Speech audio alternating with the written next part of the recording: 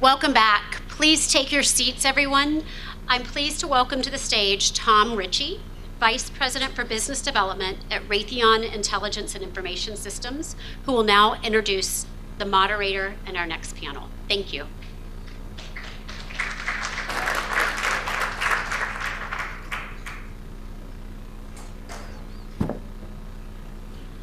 Good afternoon, everyone. First of all, I'm hoping you can all join me in congratulating or saying happy birthday to INSA for 40 years. So that's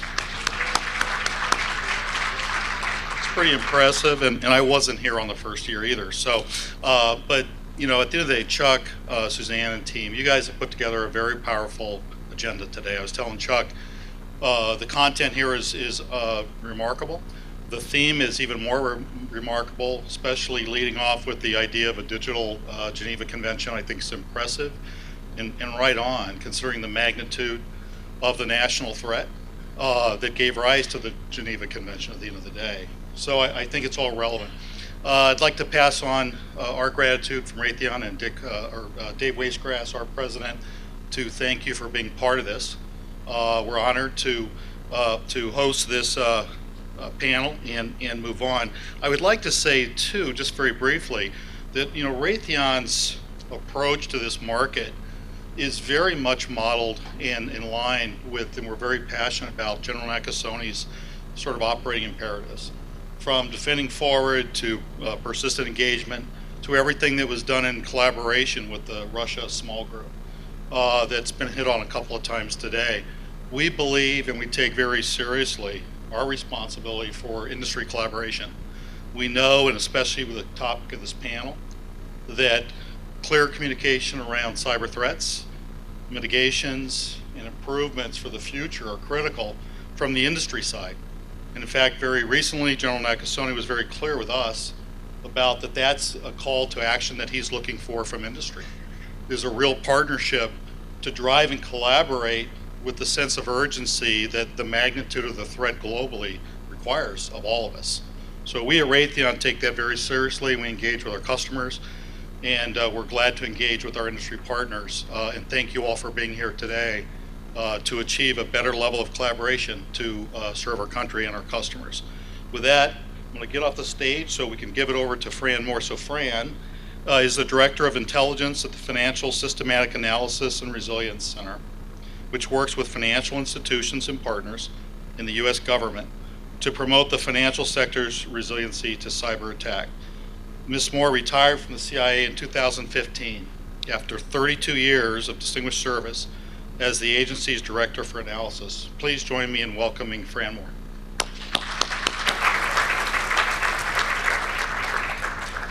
Thank you, Tom, for that warm introduction. And joining me on stage today, this afternoon, are Tonya Ugoretz, Deputy Assistant Director for the FBI's Cyber Readiness, Outreach, and Intelligence Branch. Tonya oversees the Cyber Division's intelligence, operations support, workforce readiness, and outreach. Previously, she served as the first director of ODNI's Cyber Threat Intelligence Integration Center, a multi-agency center that builds understanding of foreign cyber threats to U.S. national interests. Next, we have Jared Ettinger, a cyber intelligence researcher at the Carnegie Mellon University Software Engineering Institute. In this capacity, he provides cyber intelligence and other intelligence-related emerging technical solutions and analytic best practices to industry, government, and academia. James Katavalos is Senior Vice President of the Cyber Threat Intelligence Center at Citigroup. In this role, James is actively involved in efforts to improve cyber threat information sharing and public-private collaboration through the financial sector. James also serves as a member of INSA's board, and he previously served as the chair of INSA's Financial Threats Council. And on the end, Hugh Clapp is Senior Director, Defensive Cyber Operations at Symantec. He is the global lead for detecting engineering, threat hunting, incident response, and cyber threat intelligence, as well as head of the Security Operations Centers in Sydney and the Washington, D.C. area. Hugh previously led cyber operations and intelligence at Capital One and the Department of Energy. So we have a great group today, and I think a group with very diverse expertise and experiences and very different missions in the chairs they sit in today. So I think we're going to have a great conversation. I have to say I'm looking forward to the discussion this afternoon. The topic, maximizing the value of cyber threat intelligence, is one that is near and dear to my heart. As Chief of Intelligence at the Financial Systemic Analysis and Resilience Center, my team and I wrestle every day with the key intelligence question of who are the actors with the capabilities and, under the right circumstances, the intent to conduct cyber activities that could inflict systemically relevant major harm on the financial sector. So a really, really bad day. As Director for Intelligence at CIA, we wrestled with developing a collection and analytic program to position the U.S. to counter cyber threats. So I'm looking forward to hearing what the panelists have to say today on such topics. So shall we start? Ma'am. All right. In my experience, the term cyber intelligence threat can mean very different things to different people. The following question is for all four of you, but I'd like to start with Tonya. How do you define cyber threat intelligence? So I think there's a textbook definition that we can start with, which is about acquiring and analyzing information to develop courses of action that you can provide to decision makers who are responsible either for cybersecurity or some other aspect of cyber. But to me, what it boils down to is giving meaning to data. And then I think each organization involved in cyber threat intelligence has to apply that. The rest of that equation is to whom and for what purpose. So for the FBI, for example, I mean, we're looking at information that we're gleaning through our investigations, through our work with the intelligence community, through the partnerships that you heard Amy Hess speak of over lunch, and the incident response that we do to victims of cyber incidents. So it's a combination of technical information, traditional intelligence, information gleaned through relationships and partnerships that we then need to analyze to give meaning to it in order to inform our understanding of intent, capabilities, and the risks that we all face from cyber adversaries who are trying to harm us. Thank you. Yeah, so I would agree with what Tonya is saying, but I would add that, you know, words mean different things to different people. And so one of the things that we've been doing, at least CMU at SEI, has been going out and interviewing organizations for a cyber intelligence study in the past year. We've interviewed 32 organizations across 11 DHS infrastructures and asked them these questions. What does cybersecurity mean? What is cyber intelligence? What is cyber threat intelligence? And you get different definitions from everyone. So one of the things that we're trying to do in this report is clearly articulate, if we can, what these words mean, because when you take words, when you have an understanding of a word, it leads to actions, right? And this unity of actions leads to problems, folks not collaborating, things like that. So one of the things that we believe, and what Tonya kind of alluded to, is data is not information. Data is value assessed to different types of variables. So that could be a character, text, or number. Information is context about that data. Intelligence is analyzing, processing, disseminating that information to a decision maker. So what does that basically mean? So if you take the word cyber intelligence, that's basically intelligence, doing intelligence, the discipline of intelligence in the cyber domain. If you take the word cyber threat intelligence, we actually think it's an umbrella under cyber intelligence. So when you take the word cyber threat intelligence, if you go right to left, it's the definition of applying the discipline of intelligence on threats in the cyber domain. So those are some of the things that we're trying to provide clarity on. We're still working on this report. It will be published in 1 month. But this is evolving right now. We're working on these definitions. So I'll stop right now, but those are my thoughts. Actually, I'd like to follow up with you before we move on, though, Yeah. because you've clearly, and Carnegie Mellon has clearly invested a lot of time and effort in really coming up with a precise definition, but not just a definition, but one where the applicability of it is logically internal to its 3 words, right? So it sounded more like 1 + 1 = 2, the kinds of rules I used to memorize as a kid to really be able to dig in and understand something. Yeah. Why was it so important for that definition to evolve? Because when you're doing a cyber intelligence study, and you go and you talk to people and you say, tell us about your cyber intelligence team or how you do cyber intelligence, it largely comes down to actually doing cybersecurity. Or they think they're doing cyber threat intelligence, but they're really just doing compliance. And we see this across big organizations, small organizations, government, industry, and academia. So we're trying to come up with this common lexicon of terms or an ontology so that when you have a word like cyber intelligence, everyone knows what Jared's talking about when he says cyber intelligence, so that we can build trust and transparency. So if Tonya's talking to another organization, then we all know what we're talking about. That builds transparency, that builds trust. So having these definitions and these words, like we are spending so much time on these words to make sure that they mean something and people can take action on them in unity.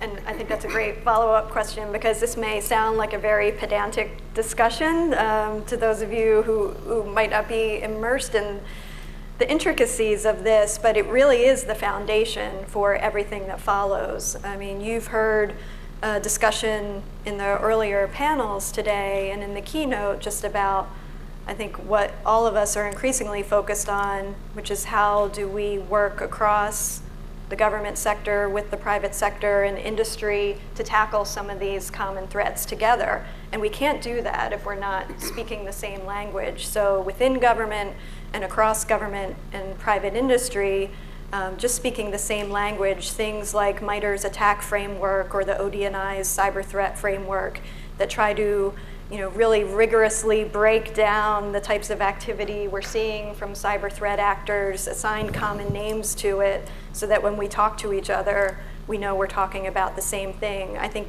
that's going to be the foundation and the building blocks that will actually enable us to get to that next step we need to get to, but I'll save that for the other questions. Sure. I think I would echo pretty much everything that Tonya and Jared said already.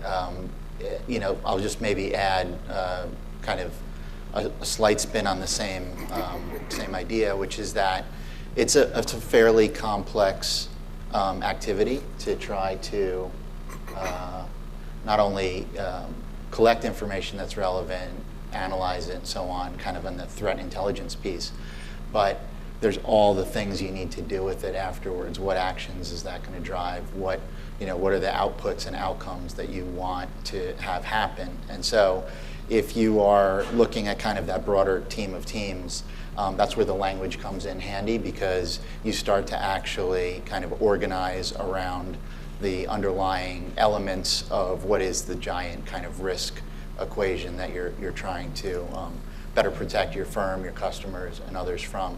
So I think the language is important from that perspective. I do find that you're right, there's different meanings that people apply and different interpretations that they apply, so it's part of the education that goes along with that as well.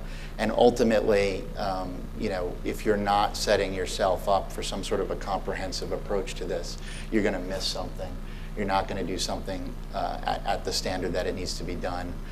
So I think that is why the language and the definitions are important. All the great answers are taken, so I got nothing left. Be the contrarian. So what can I add to those thoughts? I would say the difference between cyber intelligence and cyber threat intelligence specifically, I've gone round and round with my team, because I sit in a unique position where I run operations and intelligence. And for me, focusing on threat intelligence is not just about that decision maker influence, but about driving every single thing we do operationally.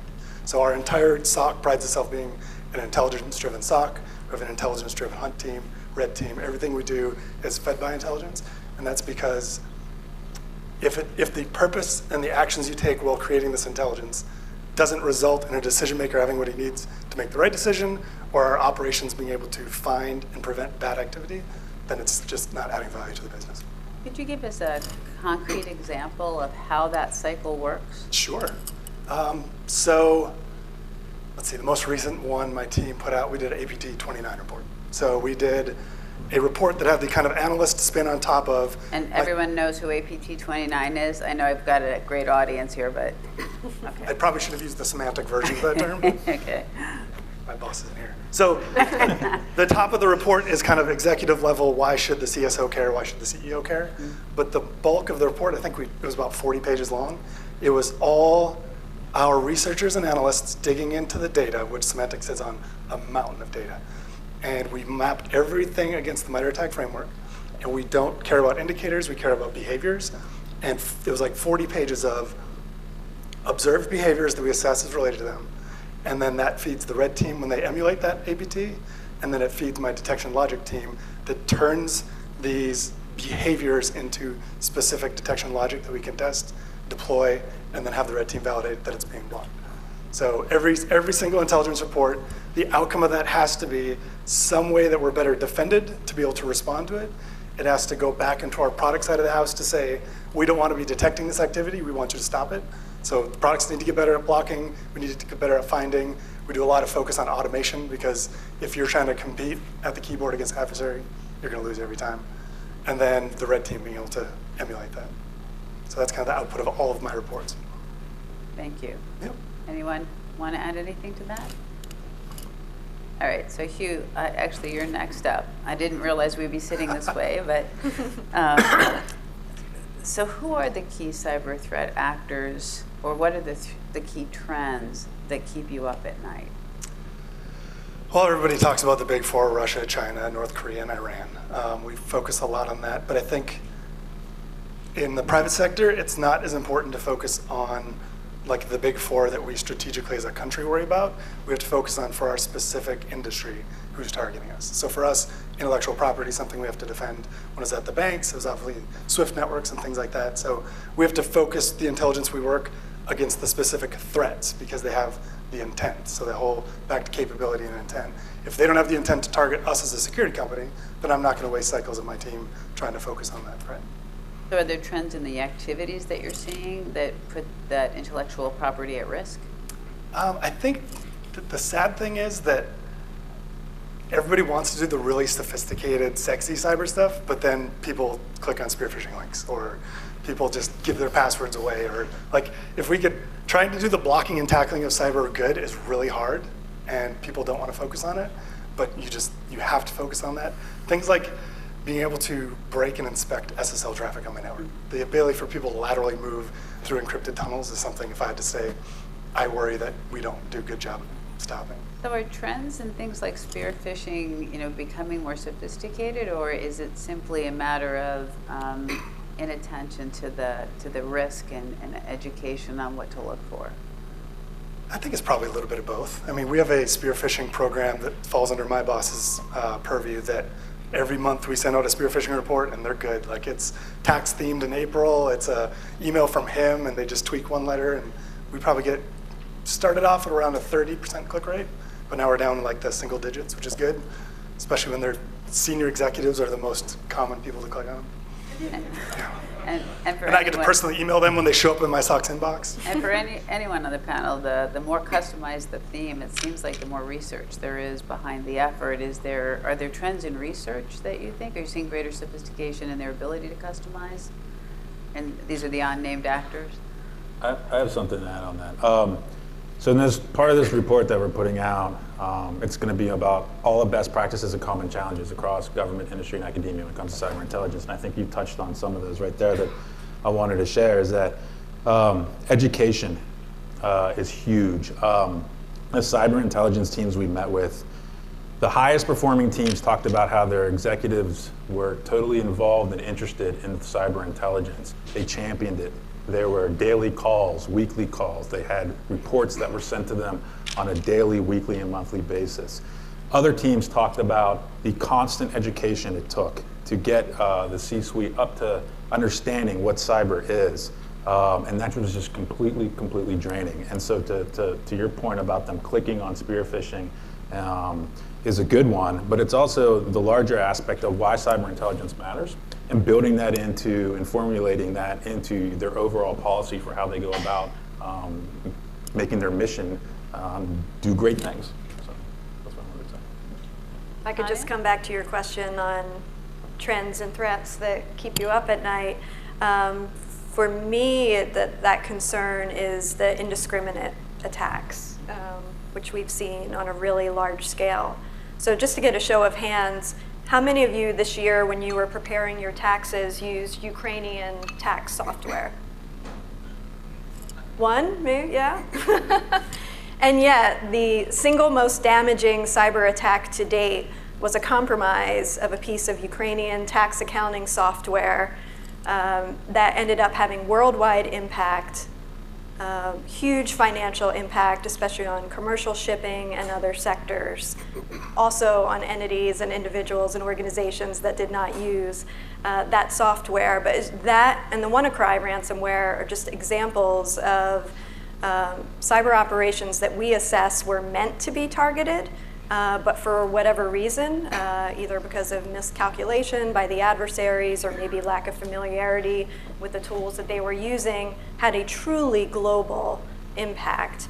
And so at the same time that we worry about and we have to understand the intent behind our most sophisticated adversaries and what they're actually trying to do, I think, as a government, we're also increasingly worried about increasingly powerful tools that might get out of the control of the folks who are trying to use them. Maybe just to add one point, Fran, to your question earlier about what is maybe leading to more effective phishing. I think the thing I didn't hear others say yet was that there's just a plethora of information out there for targeting. So there's so much out there now that smart adversary obviously is going to tap into that to do reconnaissance or do what they need to do to make sure that their particular attack vector is most effective. And I think in part, the challenge with that is that's not in kind of the purview of any one person or entity to manage, right? It's a collective kind of environmental situation. And then I think the other piece I would maybe mention is just say that the attackers will go after the lowest hanging fruit, and we all know that. I mean, yes, there are very sophisticated ways to target entities, but if the least kind of complicated approach works, why stop it? Thank you. So I'd kind of like to move on a little bit to, we've talked about what it is and who some of the actors or what the trends are. You all serve very different customers, and I think some of you may actually serve the same customers depending on what direction you're coming from, whether you're vendors, for example.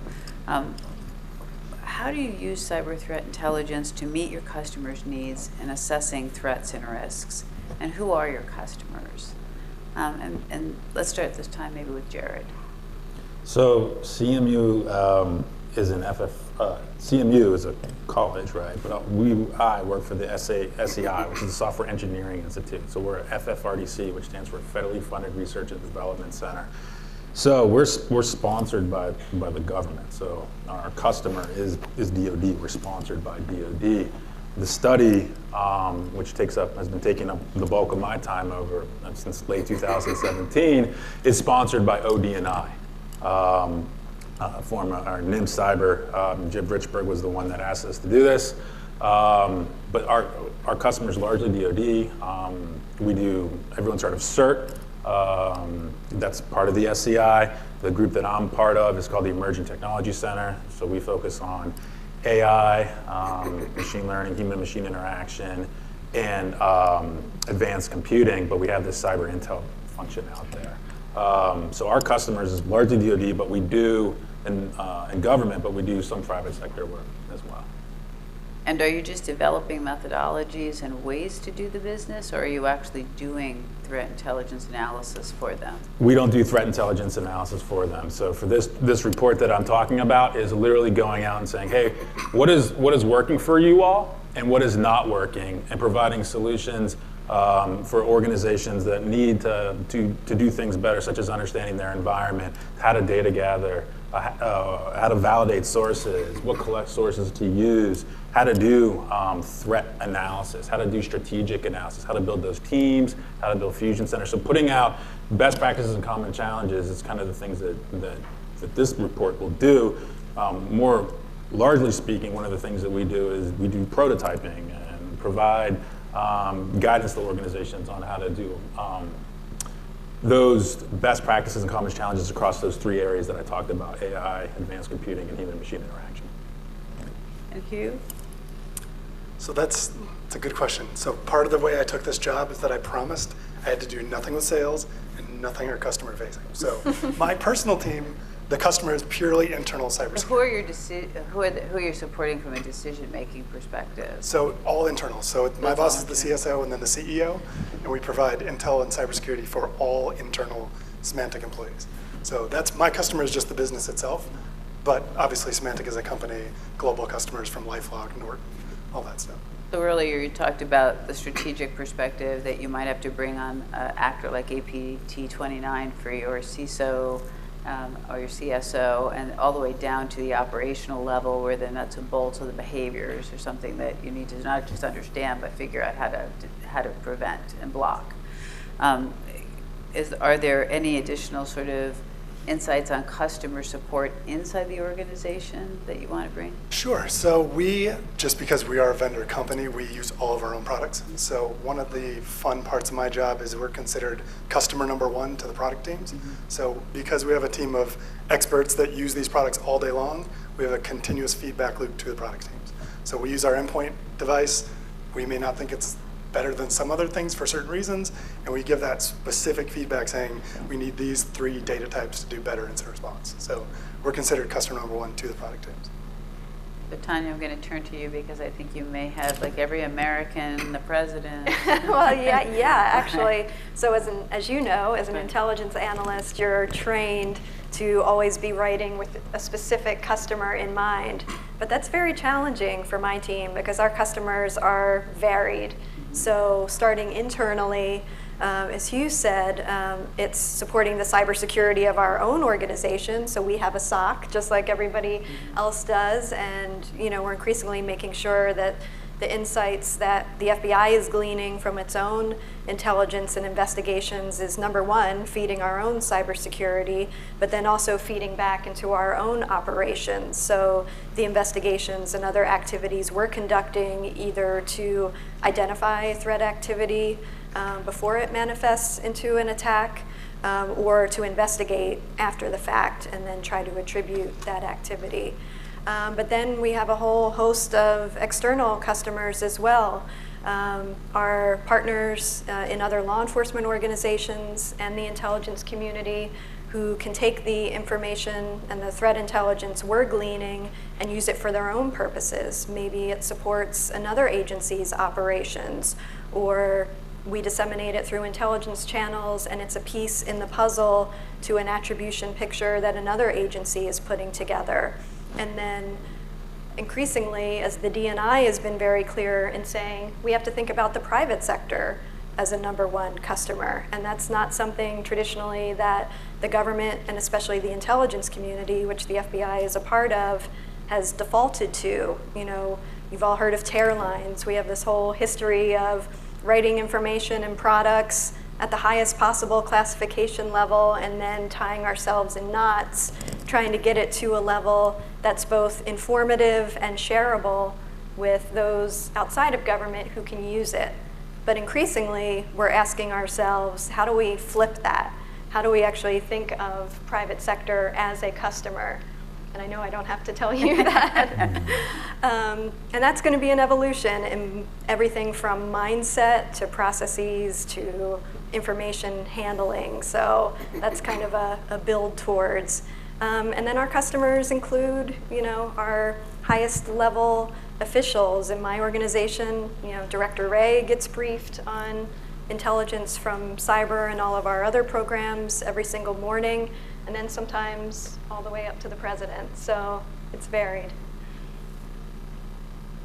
And James, you have a fairly demanding customer set inside your financial institution. Certainly, yeah. I think all of the same internal customers that have been mentioned, Security Operations Center, we've organized around a fusion center, which has kind of all of the essential elements represented internally: fraud, vulnerability assessment teams, physical security. Because there is potential in a lot of cases for something that starts, in a information security or cybersecurity domain to kind of quickly become something that another part of the organization has to do something about. So lines of business, right? I mean, they may need to make a decision about transactions that is based off of something that started kind of in the information security or threat intelligence world. So I think there's all of that, obviously senior executives. And then I think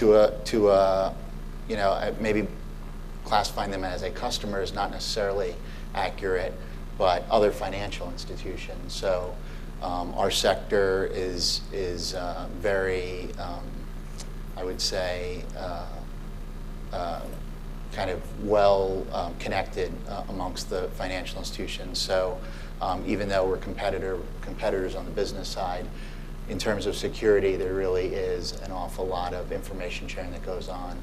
And certainly, Fran, your organization is one aspect of that, the FSARC as well. So to a certain extent, as that information sharing requires kind of a back and forth, I would consider that another customer set in a way. And certainly stakeholders. Yeah, exactly. But stakeholders with the need to share and consume. And anyone else want to add anything on that? I could add something to that. Several thoughts. I mean, the notion of fusion centers, right? That's important. So we did this report back in 2013. So it's kind of fun to see the changes in how cyber intelligence is done. Fusion centers is something that's definitely growing. I think more so with larger organizations, but there's a development and maturity pattern to get the fusion centers that has probably all the teams that Citi has, right? It takes time, evolution, and maturity, and tons of resources. But we're also seeing organizations that don't have all those resources adopt virtual fusion centers, which have added benefits as well. So those organizations that are struggling to get the talent and resources they need in one particular location are definitely going to this virtual fusion center model. It's appealing to younger generations or even folks with families that don't want to move, but they still stay connected through very cutting-edge collaboration tools. And actually forces collaboration as well. The other thought I would share regarding information sharing is the fact that Tonya talked about private and public information sharing. That is something that we've got a mixed bag with when we interviewed organizations, where they said that when it comes from getting government information, that some organizations said it's great. We love the info from DHS, from FBI. Others said it's a little bit too slow. We already know the information. On the flip side, some of the government organizations said, like Tonya said, you should be sharing with us as well for a number of reasons that was brought up also in the last conversation about accountability. I know Tonya will probably talk a little bit about that as well, but attribution to put the malicious actors where they belong. So those are some of the things that you'll be seeing or at least hearing more about in the report, but I just wanted to bring them up for you all as well. Thank you. I want to shift a little bit to the topic of artificial intelligence, and very specifically, given the complexity of cyber threat, and I think the complexity of conveying those threats in a meaningful way to such a wide variety of customers or consumers for the information, including those stakeholders that we talked about. How do you see AI or deep learning changing or enhancing cyber threat intelligence? And I'm going to start with you, Jared, just because I think you live and breathe this every day. But I'd be very interested to hear everyone on the panel's views on this one. Okay, so I can talk a little bit about AI. I am not an AI expert by any means. I read a lot about it, but I do work with experts that are. So with that caveat, I would say that Part of this report we're putting out will have 3 implementation guides. One is on how to apply machine learning to cyber intelligence. The second is on how to apply IoT to cyber intelligence, not from a security standpoint, but for using it as data to enhance your collection and intelligence. And the third one is on public threat frameworks like MITRE, Lockheed Martin, OOD, and ICTF. Back to the AI aspect. We met organizations that are definitely applying machine learning to their threat analysis, and they're doing it in very interesting ways. But before you can do that, you really got to understand, like, what are you trying to do? You can't just say, I want machine learning. It's not going to work that way. Like, what is your problem? You have to have a problem statement. You want to use X data to predict Y, right? That's typically what a machine learning, at least a supervised learning problem would say. You have a set of data, let's say binary or hash files, hashes for malware to predict who is actually the author of this malware, right? That's one possible solution to it. Or I want to understand, that's one possible problem. Or I want to understand the features underlying this tons of data that I'm getting to predict insider threat behavior. Something like that. But you need to know what your problem is. You need to know what kind of data you have. Do you have enough data? What is the quality of your data? Do you have the people and expertise, data scientists, machine learning experts to do this type of work? And the large organizations that we interviewed, some of them do and some of them don't, and that's okay. Some organizations that we met that don't have AI capabilities with ML are adopting SOAR technologies. Everyone's familiar with SOAR, right? That helps at least automate some of the manual processes if you don't have the people to do that type of work. I can talk a little bit more about examples of how we're seeing AI or machine learning being used. I'm curious to see what you folks think as well. But one thing I want to say is that the algorithm is not the most important thing. It's the quality of your data. So, in other words, the better data, the simpler models that you're going to have. So they're inversely related. The higher quality data, the simpler your models are going to be. So you need to have better data to do the type of things that you want. But first, go back to that question. What are you trying to do? And then I'll throw it over to you. I'll follow that. Well, I don't want to follow that because that was very well said. But you did say that you're looking to block, not just detect, right? Yeah. So at some point, does blocking require that you have some AI in the mix? At some point, yes. So I've seen ML done badly and really badly. And a lot of people just do it to say they're doing it and they want to sound cool. But I mean, when you look at how it's actually being implemented, I don't think anybody's that I've seen is that good at it. But it's absolutely about the data. Like you can put even like 98% quality data and the ML algorithms just won't fire. So you get back to like the traditions of how SOCs do like alert development, alert fatigue. If you have that low fidelity things that ML's kicking out, I think we're at a 0.01% success rate with our best algorithm. So is it quality or volume or both? You need both. Yeah. You need a huge data lake of perfect data. And then even that, you need to have a data scientist that can write the algorithm on top of it that has that skill set and what use cases and behaviors am I looking for to write the algorithm to find. Like it sounds really cool, but I just haven't seen it done very well. That's scaring me. Yeah. So Jared, have you had experiences where you could actually say you've seen it done well in cyber threat intelligence? I've seen a little bit about what you're talking about, where people are trying to put together this grand strategy for AI, like the entire cycle, the intelligence cycle, which is really cool. I don't know if it'll work, but it's awesome. I have to think about that. Yes. So there's some organizations that have literally manually labeled like 5,000, 10,000 articles that are of interest into their organization, and then they train on those articles so that the learner, the algorithm, can then spit out those articles that are most important to those analysts, and then the analysts keep providing feedback to it so it gets smarter and smarter and smarter. That's one way. Another thing that we've seen is dynamic topic modeling, which is just asking the model to generate scenarios like, what should I be concerned about in the next year? What are the biggest threats coming out? Another way to do this is for like insider threats, right? So one of the things that you could do is user behavior, like generate all the user behavior data you have on individuals or people and try to predict with all this user behavior data I have on X individuals, these individuals are the potential to be insider threats, right? Those are things that are being done. I can't say who, but with some varying degrees of success. But that's what I'll say right now. I don't know if you have. Yeah, I would say I don't know that there's very many applying it effectively to threat intelligence yet. I think we're getting there. We'll probably get there. Just from a strict, sheer business standpoint, and our CEO recently spoke about the opportunities to apply AI to, the business, right, which is well understood and has been done for many, many years.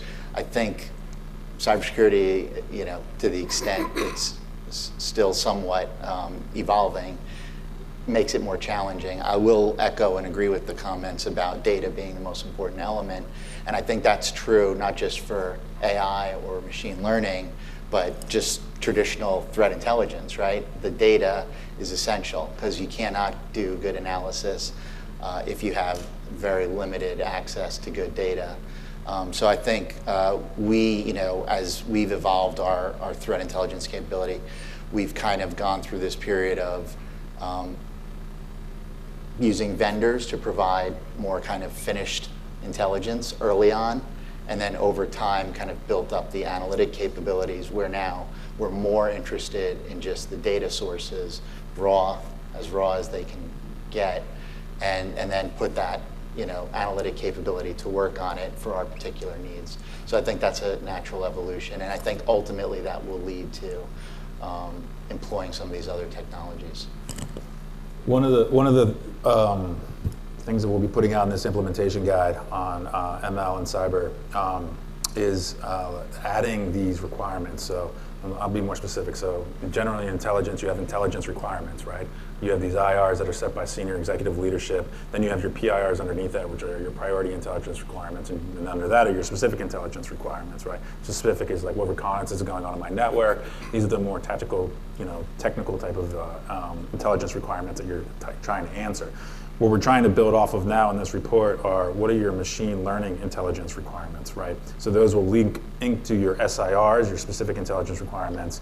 I think we're calling them EIRs, like your essential intelligence requirements. What kind of data do I need? Those types of questions, what kind of algorithm? And then after that will be the data itself collection intelligence requirements that will go into that. So we're building that data pipeline to do machine learning for cyber intelligence.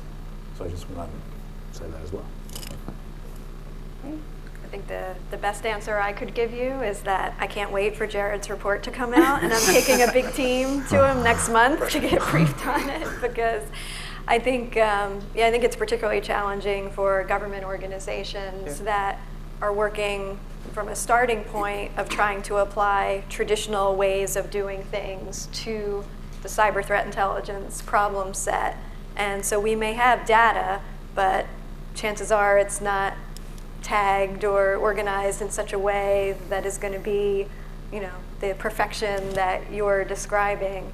And so to think about how we get from where we are now, from that traditional model, to not just bolt on new solutions, which I feel like, looking back maybe over the past 10 or 15 years is what a lot of us have tended to do, but to actually take that step back and rethink how do we use the emerging technology to our benefit. And I like the way the OD&I is approaching it, which is augmenting intelligence through machines. So how do we take those traditional kind of intelligence functions we do and think about how that activity can be augmented and improved through these emerging technologies. That's going to be a big shift that won't happen overnight. Yeah, one thing I would say about that is we are seeing the human and machine teaming being applied to everything in, if you will, like the intelligence cycle, right? Like in understanding your environment from a cyber perspective, data gathering, doing threat analysis, doing strategic analysis, and then reporting that up to decision makers, like automatic report generation. So the human-machine teaming, that was not in our report 5 years ago. It is like central, right in the middle of this whole cycle now. So we'll be seeing a lot about it. Well, that may be the perfect segue actually to my next question, which is early on in threat intelligence, cyber threat intelligence analysis as a relatively new discipline. What are the Tradecraft principles for this kind of analysis? And does Tradecraft matter for cyber threat analysis? And maybe I'll start with you on this one, Tonya. Can I just say yes? Yes, why? To me, the Tradecraft is largely the same. And in the same way that we talk about common taxonomy, I think it's really helpful that I see a lot of commercial cybersecurity companies really looking to the foundational documents of the intelligence community and the CIA and ODNI in informing their development of analytic tradecraft. And again, that just helps when we're having discussions about attribution or confidence levels or evaluating sources of information. The more that we're applying some of those common tradecraft principles, the better, I think.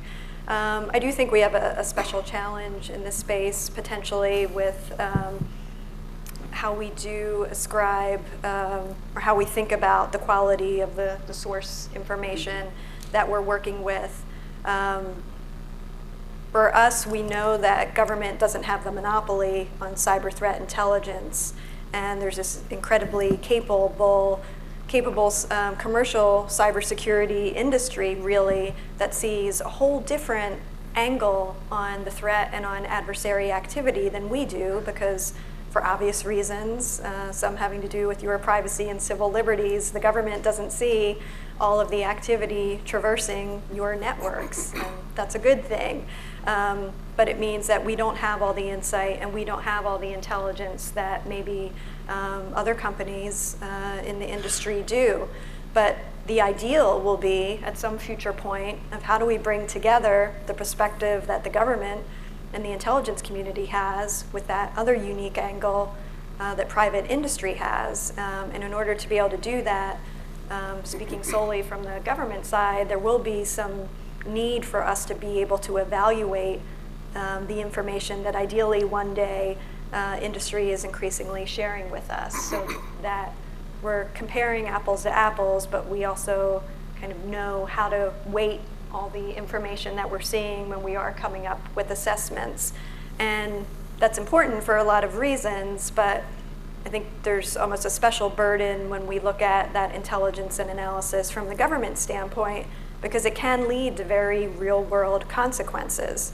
So for the FBI, for example, the intelligence that we glean through our investigations not only goes out in reports, but it actually supports consequences. That might be an indictment, that might be imposition of sanctions, it might be diplomatic activity, it could be cyber operations. So when we evaluate information that leads into our analysis, we have to be pretty darn confident in it, because those assessments of attribution and culpability that we make mean something to people and will actually lead to actions. So that's a long way of saying I think the tradecraft of how we evaluate the source of our information and our comfort with being able to share that with each other is going to be key. I actually think that's a key point, Tonya, in that whether your intelligence is providing decision advantage for a business operator, for your company, or in my life it was, these are life and death national security matters, so the quality of the information, the confidence in the source, do we have multiple sources of this information, how confident we are in the accuracy of the information, and actually beyond that, have we presented it in a way that makes it transparent and clear and understandable. We know we're sort of the bread and butter of the work that we did every day, and the graveness of the consequences were very central. Cyber threat intelligence is somewhat abstract in comparison to other of the more concrete traditional national security issues that we work. How do you, and I ask anyone on the panel this, how do you convey it, especially the further up the strategic decision-making food chain that you go, how do you bring that level of tradecraft focus to what you do? I can, Yeah, want to go down the go line? ahead. No, go ahead. Okay, so I would say a few things. One is that in 2013, we did our first report. Analytical tradecraft was not really part of how people were doing threat intelligence or threat analysis, right? We're definitely seeing a lot more of it, but in larger organizations. Higher performing teams are definitely using analytical methods and structured analytical techniques, your typical ACH, your brainstorming, red teaming, et cetera. They're also merging data scientists with intelligence analysts, which is a really good thing to do if you can build that capability up. The other thing, human-centered design techniques are also being used, so like bullseye diagramming and affinity clustering. That's another thing that we're seeing. And then in terms of data source validation, a couple thoughts on that. High-performing organizations are using the Admiralty Code as something to base on source reliability and the credibility of information. And that's an important thing to understand here. I have my own personal thoughts about the Admiralty Code, but I would also say it's really important. You don't just want to validate the data. You have to also validate the data source. And those are two different things, right? So especially when you're getting intelligence from a data intelligence provider or a threat intelligence provider, make sure they're just not a data aggregator. They have to be a data originator. They have to provide original context for how they're explaining their data, and then provide reliability and information credibility about the source of that data. And organizations that don't have that capability of receiving all this, and they're seeing all kinds of different ratings to their sources, uniqueness rating, reliability rating, and everyone's using different language across the board. So I think what this report will put out is that the Admiralty Code is a standard that organizations might want to start thinking about as a common lexicon for how to validate data and data sources. I think there's room for improvement there, but I think it's a good start. Last things on briefing up. You talked about briefing up the senior leadership. That is an incredibly important thing to do for your teams, to be able to communicate in risk-based terms, in financial-based terms to executive level C-suite. So organizations that are looking to hire people that not only are technical, but also have the ability to communicate at different altitudes. The ability to communicate clearly, and especially in presentations, verbally, but also writing. So clear judgments using ICD 203 as a standard. So something to the effect of you don't want to lump a statement on probability and confidence in the same sentence. Just don't do that, right? Like we have it's very likely that North Korea is going to set off a bomb tomorrow, and we have high confidence it's going to be a nuclear one. Don't do that. That's very confusing. You just separate the statements and make them two different things. These are like basic ICD 203 standards, things that your team should be doing to communicate clearly and effectively to leadership. Those are my thoughts. Anybody else want to comment on that? No, go ahead. Just one, I agree with all of that. I think one point I would add, and this is kind of on maybe a nuance of it, but I certainly agree that on the government side where the consequences to some of the decisions that are made out of the intelligence analysis or law enforcement information or what have you have a different level of consequences. I think that's a part of the challenge in helping build the public-private sector more. And that is to say that in the private sector, we iterate much more quickly on things. So analytic tradecraft, important, absolutely.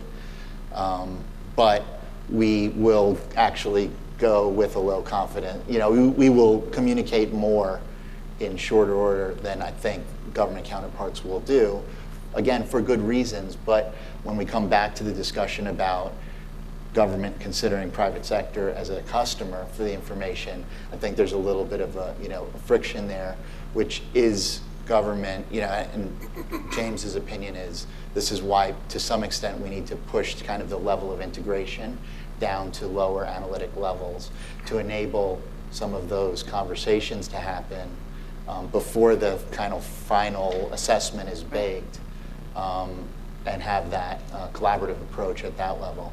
Well, I'm actually going to ask you to expound on that, because my final question before we go off to questions from the audience is really revolves around that opportunity. So given the pace of digital innovation and the stakes in protecting critical national infrastructure and critical networks, what are the opportunities for the U.S. government, academia, and the private sector to work together to detect, prevent, or develop resiliency to cyber events? And you can define them any way you want to: attacks, cybercrime, hacking, you name it.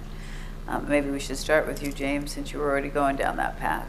Yeah, absolutely. I mean, I think there are great opportunities. I've already seen, and I think most of us have seen, vast improvements in the way those three distinct kind of communities or disciplines come together around threat issues. So the evolution's happening. I think that's already kind of going the right direction. In terms of, again, I think part of the challenge is that each of those entities, so if you're private sector, you have a specific outcome that you're trying to achieve, which more often than not is to protect your firm, your customers, your business. Government obviously has its roles. Academia obviously has its roles. The space in between is where there's uncertainty, I think. And certainly, going back to the origination of the FSARC, I think that was a realization within the financial services sector that there's potential for systemic risks to exist that overlay. Citi can do everything possible to protect Citi, but there still might be some other critical element of the overall economic system that's at risk that we don't control, but we could have a consequence from it being disrupted. So I think appreciating that, and I think the same thing needs to be done kind of public-private, and then private academia, public, all of that, is look at the whole space and say we all have different lanes. Those lanes sometimes work and sometimes don't work, but the space in between is our weak spot, and so how do we close those gaps and work together more effectively? So I don't know that we're going to be there necessarily tomorrow, but it's certainly the thing that I think keeps me concerned is us making progress in that area. So I think the concept of not using cybersecurity as a competitive advantage over each other is something that's really useful. I think indicator sharing and going beyond that to intelligence sharing and sharing everything so we have a collective defense is something that both private and public sector need to embrace. I totally agree, having spent 20 years in the intelligence community and 2 years in the private sector, that the pace by which we do things is so much faster. Like, we don't care about attribution. We don't care about levels of assessment. Just give me something that I can go look for, write something to blog, move on to something else. So having spent months in a cycle producing one report and now just telling my guys, what are you gonna have by the end of the day? Like, it's completely different, so that's good. So I think that opportunity to kind of get private and public to work together is probably gonna require a little more speed on the government side sharing things. A lot of times we'll get a report from DHS and we'll just be like, we knew about this months ago. Or like, there's nothing in here I could even throw in my SIM and look for. So there's a little bit of that frustration and tension. Having spent 20 years on the inside, 2 years on the outside, do you have recommendations for agility for the government? I think the sharing shouldn't be based on people. I think it should be machine speed sharing. I think that all of the sharing of stuff should be automated. I think that's the key. So when I was at Department of Energy, we had 26 national labs, which had varying degrees of sophistication, from the people that built the nuclear weapons to a small industrial thing in Iowa. Like, it was completely different, but we understood that we're all part of the same department. We had a collective defense issue that we had to deal with, so we completely automated the sharing of everything across all of these things, and that required the more sophisticated people to help out the less sophisticated people, but everybody did it at machine speed, so we didn't have to worry if there was maybe the right talent level in a certain space to be able to react or respond to something that was all done automatically. I think that's probably one of the strengths. Tonya? I think it's an exciting time for that question. I think at least now we have this shared understanding across both government and industry that we need to get to that different paradigm on how we do things. So that's step one. And I think there's models to build on, and pilots and efforts like FSARC now that I think are going to show us the way of how we do this. In Jared's backyard in Pittsburgh, we have something called the National Forensic Cyber Training Alliance, or NCFTA, that's been around since 2003.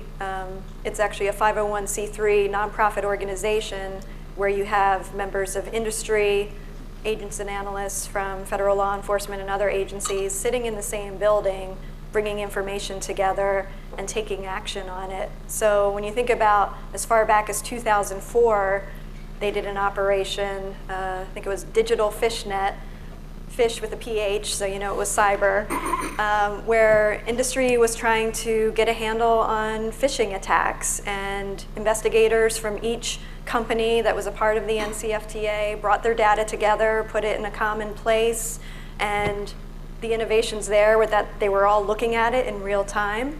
And then with the law enforcement sitting next to them, they were actually taking action. So you had internet service providers, you had members of the financial sector, you had e-commerce companies, as well as federal law enforcement working together to take something down. And then it's just evolved and scaled from there to where you have international botnet takedowns and takedowns of dark web forums, you know, hundreds of millions of dollars recovered, et cetera.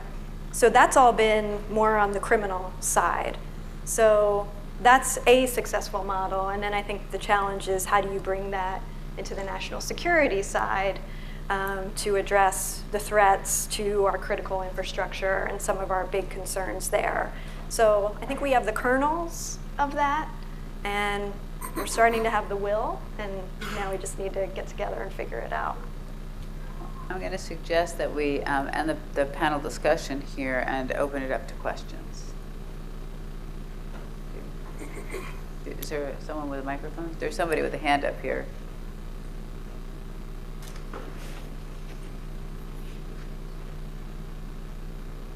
From Voice of America. I briefly want to shed light on North Korea's cyber threat. This is something that I asked in the previous panel as well.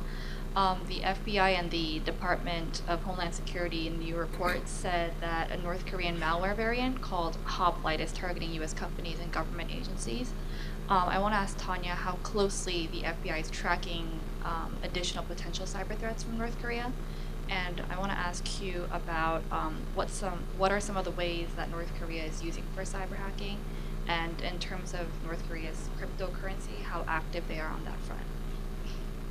Well, you won't catch me contradicting my boss and how she answered that question during lunch. As she said, we're certainly concerned with all the major nation-state adversaries that we see active in the cyber realm, and that includes Russia, China, Iran, and North Korea.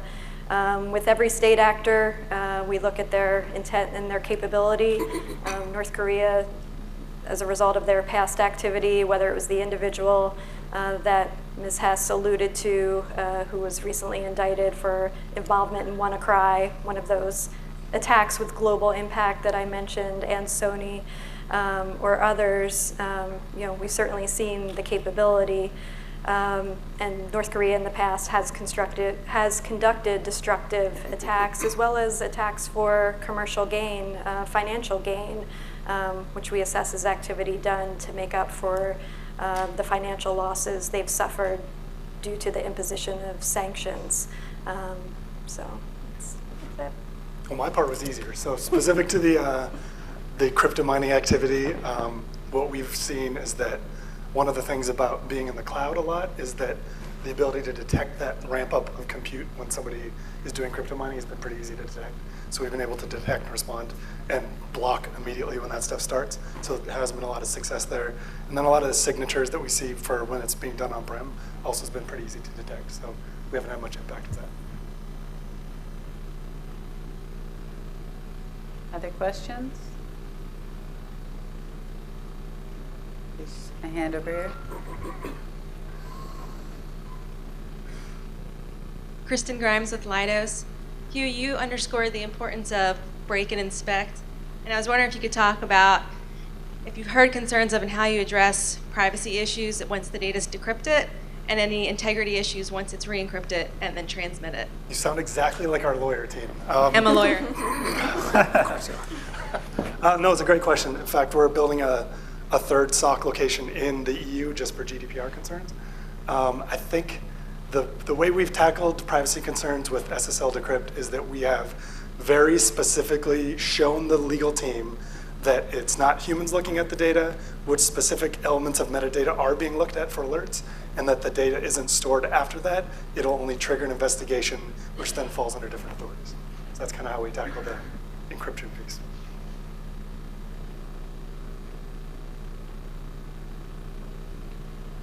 Other questions? There's one way in the back.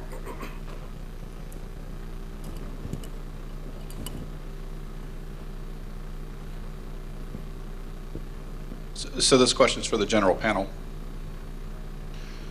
Since threat intelligence is one of the early indicators of compromise, and the data itself is typically dumped into different locations that it can be monitored, do you believe that there's any value in creating a centralized threat intelligence report beyond what DHS has built that is more centered around early notification? So you have the AIS program, which is also part of the taxi program.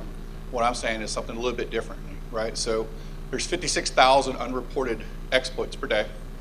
Most of them are coming from specific areas, and all of them are variants of a previously known threat. So do you guys see any value in that discussion? Because I know that Hugh is kind of he's alleging that statement. So do you see that as a value add, and what is private sector's role in that? I'll let private sector say. That's a long question. Let's see if I can pick apart an answer. I think if we get in the indicator chasing game, you're going to lose every time. That's why we very specifically don't try to do all of our defenses based on having a huge list of indicators we block. I think that's just mathematically the numbers you say prove that that's a losing strategy. So we try to, that massive number of malware indicators probably has a much smaller subset of behaviors you can detect on the wire. So we try to focus our efforts that way. What was the second part of that question? Should we have a national approach to that? I think the Cyber Threat Alliance is a pretty good example of that. I think that's something we're a proud member of, and a lot of the big cybersecurity companies came together and said that we need to do this sharing of information to prevent that, trying to have a edge on each other based on who has the best cybersecurity. But I think it needs to go beyond sharing just indicators. It needs to go to the next level of the intelligence sharing and the behavior sharing, stuff like that.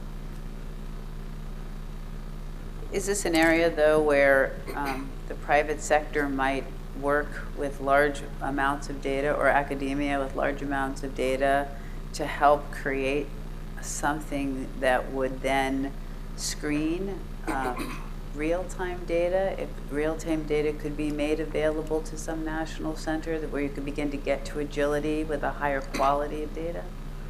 Yeah. Is that something you could imagine? I think it's a cool idea. Yeah. I mean, that's something we could all work on together. Yeah. Which brings me to, I wanted to make a comment just about collaboration, right? The notion of private sector, academia, and government. The way to do this is to foster this is start doing things together. Have joint brown bags together. Companies, start doing brown bags together. Start having joint reports between different companies, like your company and IBM or what, I'm just throwing out names, or Leidos, right? Start putting out reports together on threats. Bring the government in, have things like this, what INS is putting together, and then you'll start winning together and failing together, and you'll start having experiences where you can start building relationships and more trust that way. And that is something where once we start doing things like the gentleman suggested also, we can go a long way in us fighting this fight. Anyone else? I think there's time for one more. Oh, there's a hand over here. So there's been a lot of talk in this panel and previous ones about the Big Four, the threats to the U.S. as perceived by the U.S. government. In the 2018 Intel community unclassified threat assessment, under the cyber section, they listed over the IC attributes over 30 countries as having a military-grade cyber attack capability. While a number of those would probably fall under the umbrella of U.S. allies, I have to imagine a lot of them aren't. So other than Russia, China, Iran, North Korea, what are the other countries that have a capability that the U.S. should be monitoring, that the rest of this group that isn't in the U.S. government, should care about and should be worried about? I guess that's for me. Well, I know that having served in the ODNI recently, I know they make very conscious decisions about what details they include in the unclassified version of the annual threat testimony and which ones they leave out. So I'm not going to second guess that decision that was made by the ODNI. I will say that yes, there certainly are a growing number of countries that are developing cyber operations and cyber attack capabilities, as you might expect. It is an instrument of national power, so it is something that countries are going to look to add to their arsenals. But the vast majority of the activity we see in those kind of emerging countries in this space, for some that don't have open society like we do, much of that activity is focused inward, looking at how they can apply those tools and capabilities to monitor dissidents, control information, squelch discontent. So a lot of that is focused inward. We also see application of some of those capabilities in a regional context.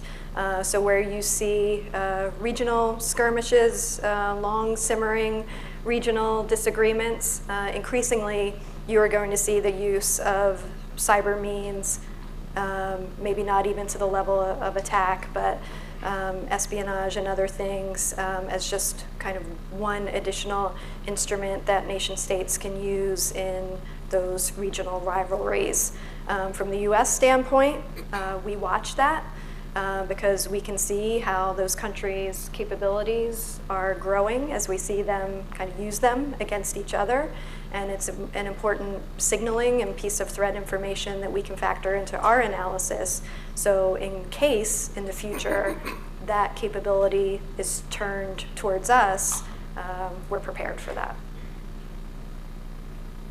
All right, thank you. I think that's the end of our time. Tonya, Jared, James, and Hugh, thank you very much. Thank you.